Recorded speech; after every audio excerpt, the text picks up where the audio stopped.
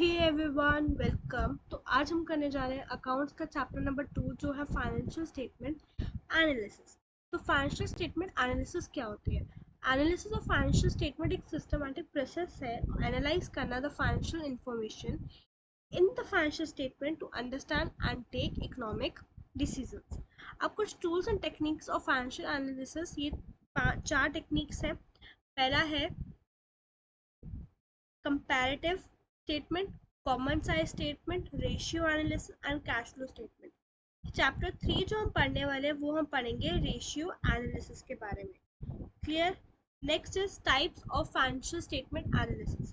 पहला है external analysis, ये वो कंडक्ट करते हैं जिनके पास डिटेल्ड रिकॉर्ड्स नहीं होते एंटरप्राइज के, और देयरफॉर जो भी हम पब्लिश करते हैं चीज़ें वो उन पे डिपेंड होते हैं, जैसे statement of profit and loss हो गया, बैलेंस शीट हो गई, वैसे।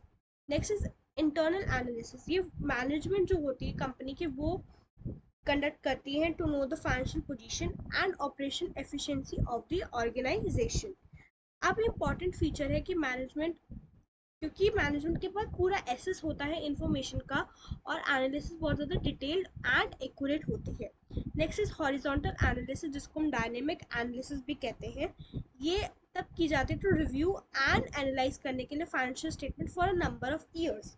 ये टाइम सीरीज है, एनालिसिस है, इंपॉर्टेंट फॉर एमसीक्यू। ये शो करती है comparison of financial statement for several years, जैसे and with against chosen a base year. जैसे मैंने 2020 एक बेस ईयर ले लिया, ठीक है, 2020 एक बेस ईयर ले लिया, उसके बाद 2021 के साथ, 22 के साथ, ठीक है, और 23 के साथ, इनके साथ मैंने कंपेयर कर ली, तो वो सेवरल ईयर के साथ कंपेयर हो गया ना। ठीक है, इसको ये trend analysis and long term analysis के लिए काम भी आती है। Clear?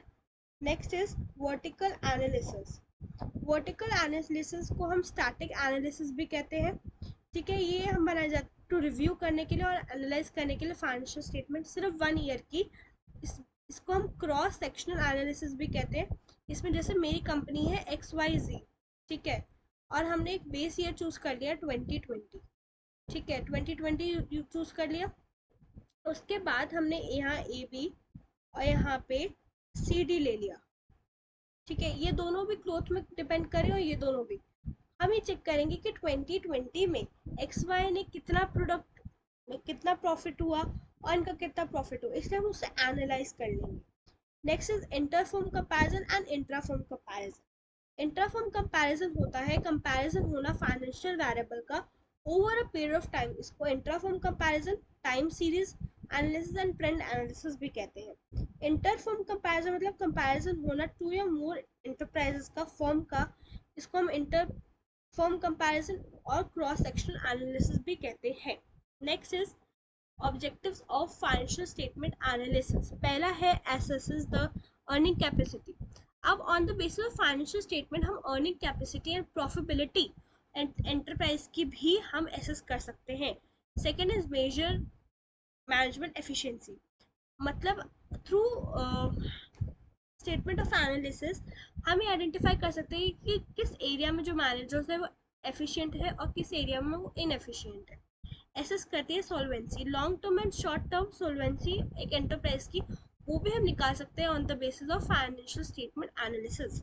Next is interfirm and intrafirm comparison. Interfirm comparison easy हो जाता है with the help of financial analysis, और ये हेल्प करता है इंटरप्राइज को to assess its own performance as well. Next forecasting and performing budgets. अब पास्ट के एनालिसिस के थ्रू हम डेवलपमेंट कर सकते हैं फ्यूचर में और स्पेशली इन नेक्स्ट ईयर। अब कुछ लिमिटेशंस भी होती है। पहला हिस्टोरिकल रिकॉर्ड्स। अब जैसे हम 2020 है, 2020 के बाद ही हम आगे के रिकॉर्ड्स बनाएंगे ना, तो वो हिस्टोरिकल रिकॉर्ड्स पे ही के बेसिस पे आगे फर्दर डिटेल्स भी बनती है। Okay, next is ignore price level changes. Suppose पहले एक का 200 था, अब उसका 500 हो गया, तो बट हम जब कैलकुलेशन करेंगे तो हम 200 ही लिखेंगे। प्राइस लेवल को हम रिकॉर्ड मतलब कि चेंजेस नहीं करते हैं उसमें, ठीक है। थर्ड इज इग्नोर करती है क्वालिटेटिव, जैसे वर्किंग कंडीशन कैसी है वो, ठीक है, वो सब मनी के टर्म में नहीं आ सकते, इसलिए उसको इनको इग्नोर किया जाता है। Fourth is not free from personal bias. मतलब हम कोई भी मेथड यूज़ कर सकते हैं, SLM मेथड यूज़ कर लिया डेप्रिसिएशन में, कोई भी मेथड, तो वो हमारी मर्जी नहीं, इसलिए पर्सनल बायसनेस भी हो सकती है। फोर्थ इज विंडो ड्रेसिंग, जैसे हमने हमारे यहाँ प्रॉफिट एंड लॉस शीट बनाई, ठीक है, तो यहाँ हमने प्रॉफिट को ज़्यादा दिखा दिया, तो हमने क्या कर दी, विंडो ड्रेसिंग ड्रेसिंग कर दी अपने हिसाब से, ठीक है। I hope you like this video, हम मिलते हैं अपनी नेक्स्ट वीडियो में, तब तक के लिए बाय बाय, सी यू। आप लाइक शेयर एंड सब्सक्राइब करना मत भूलिएगा, बाय बाय, सी यू।